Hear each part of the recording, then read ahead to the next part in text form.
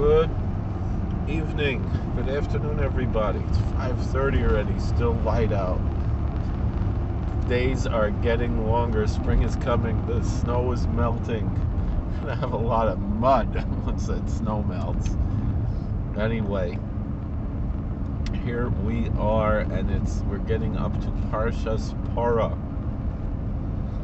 There are 4 special readings that happen before and after Purim, and really it's leading up to Passover. So the first one is Shekolim, where we remember the census that was done by taking a half shekel, and that was everyone had to donate the half shekel, so they both took the census and also had money for the sacrifices and so forth for the tabernacle and later the temple. And then you have the parshas Zochor right before Purim, the Shabbos before Purim. And now we had a break this week, although in Eretz Yisrael it was Purim, at least in Yerushalayim and other walled cities. Not the whole Eretz Yisrael. It was actually Shabbos V'Shushan Purim was Purim Meshulish, where everyone learned the Megillah the same day. It was Thursday night and Friday. But the Alanisim and the V'Yava Yamalek were read on Shabbos in Yerushalayim, and then the Suda was on Sunday, and we also had a Suda on Sunday, and I wore a Strimo all day Sunday, etc. I wore my Shabbos talis, and etc., etc. Anyway, so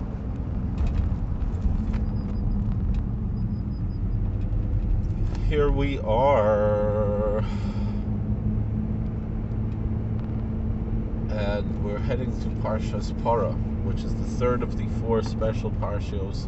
There's special liturgy and so forth. And parshas parah represents purity because the laws of the red heifer to purify someone who was in contact with a corpse, visited a cemetery, went to a funeral, etc., could not enter the temple until they went through a 7-day process of purification involving the ashes of a red heifer that was totally red. And actually in history there were only either 7 or 9 of these heifers that were ever actually made, because you could just keep, it was water mixed with the ashes, you could just keep using the ashes and just add water to the ashes to this mixture, and so therefore you had the one Moses made lasted until the first temple was destroyed, and then Ezra made another one, and then later in history several were made. And we're looking forward to the coming of the Messiah, and we'll have once again the ashes of the red heifer, this particular rite, and we commemorate this, and when we read the reading, we know what the Bible tells us in the book of Hosea, that the offerings of your lips come in the place of bulls, that God accepts our reading of Scripture as if we're bringing sacrifices and doing other precepts that we no longer have today now that the temple has been destroyed. By remembering these things, we fulfill these obligations the best we can, the closest we can to fulfilling the obligations.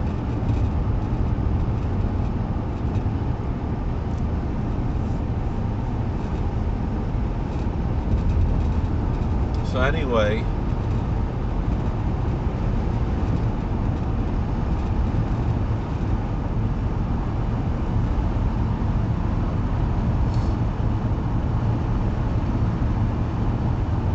with all this in mind,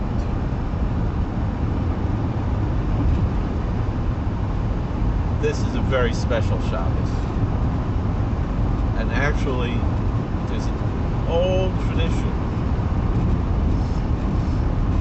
that to have a special Shabbos with the yeshiva bachrim,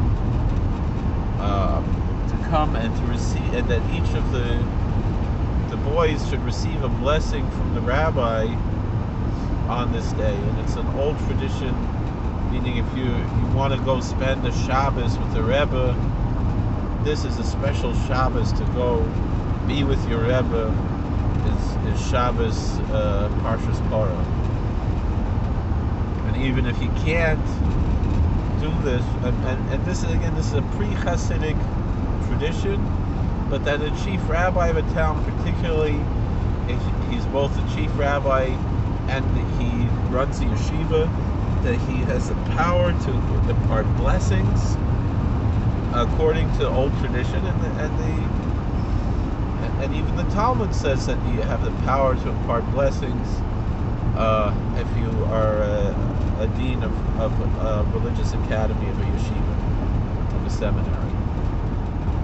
So it's a very powerful Shabbos, and actually in the Minhagi Vermiza, in the book that records the customs of Worms in Germany, says that both the Rav and the Rebbetzin would bless the students, the yeshiva boys, the bachrim, on Shabbos parshas parah, and they would have it like a Shabbaton, be a special Shabbaton parshas parah every year in Worms. So it's a part of history that, we think certain things are like, these are new practices, new traditions, but the truth is that we still have these practices to this day. A lot of things are that have been around are really not new.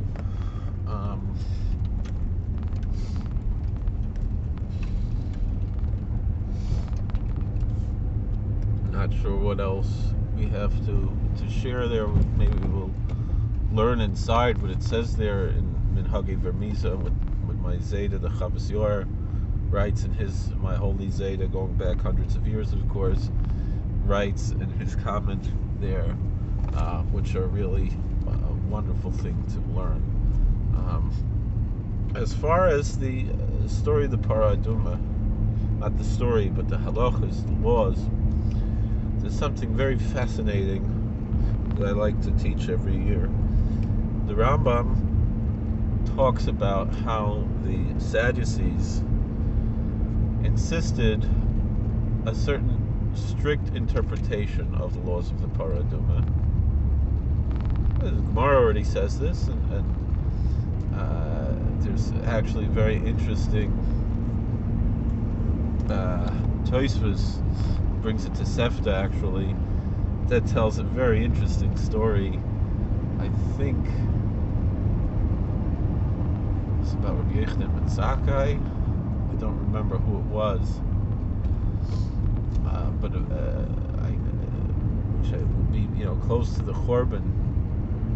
That anyway, in the laws of purity, there's a law of Harav Shemesh. That, let's see, you go to the mikveh during the day, you're called a Tvul Yom. You're called someone who immersed during the day. And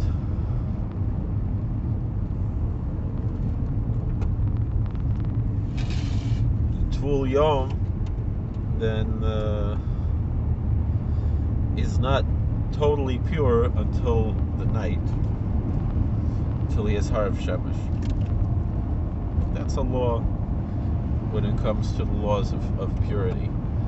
So just immersing in the mikveh is only the first step, and the second step is that it should be night. And that's why we have, most people who study Talmud, they know the first Mishnah and Brachas about B'mosai, Kurnis Krishma, Ba'arvis Mishasha, Kehanim Nechnasim Machal B'Shemasan, which is Tzeisak Kechavim, that you do the mitzvah of Kriya Shema at night from the time when the 3 stars come out. That's when you fulfill this mitzvah of reading the Shema, and that's the same time that the priests would eat their heave offerings, because they have to have Harav Shemesh. They have to have the sunset before they can, not only sunset, they have to have the Tzeitzim Kechovim.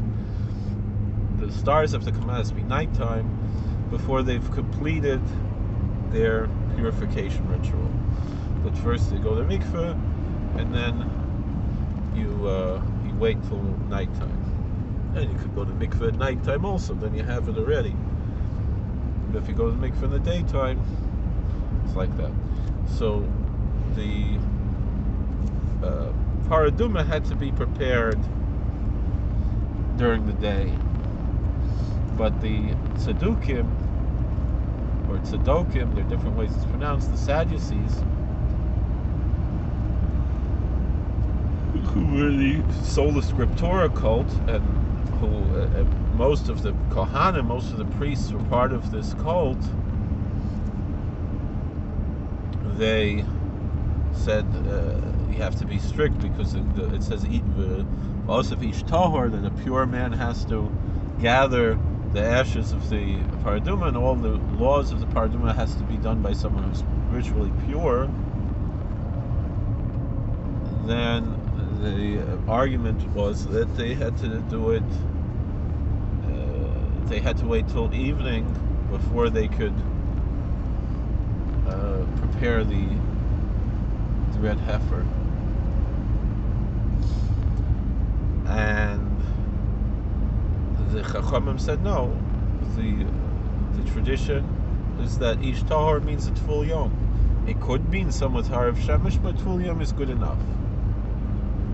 And so they went out of their way in the times of Bayesheni to be Mitame Kohen HaSarif as a parah, to render the priest who was preparing the red heifer, render him impure, and then make him toivel, make him immerse in the mikveh, in the ritualarium, and then he would be only a Tvul Yom. He would only be someone who immersed during the day, be in kind of a limbo state of purity, because that's good enough.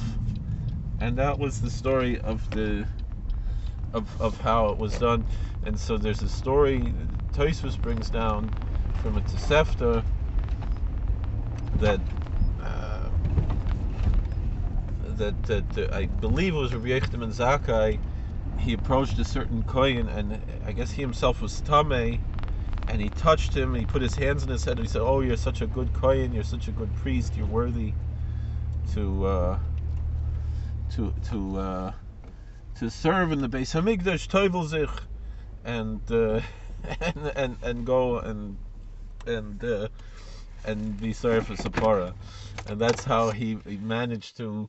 The guy didn't want to do this because he was a Sadducee, and so he complimented him, and he was actually being metame him, so he could do the. So he would be a Tvul Yom, and then and that's how he managed to get this guy to be makar of him, kind of in a backwards way. And it's a cute story. So, but we learn from that is that even the chumras of the heretics we don't embrace. We don't be strict like them. Like I've heard there's certain groups who say it's not enough to have 10 men to daven, you have to have 10 women also. Something stupid like that. No, we don't do things like that. I don't know what you could do to bedavka not do that, but it's a very stupid thing.